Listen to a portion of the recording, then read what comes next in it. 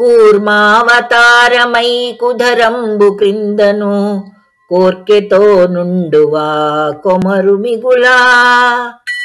వరహావతారమై వనభూములను జొచ్చి శిక్షింపవా హిరణ్యాక్షునపుడు నరసింహమూర్తివై నరభోజను హిరణ్యకశిపుని ద్రుంపవా కాంతిమీరా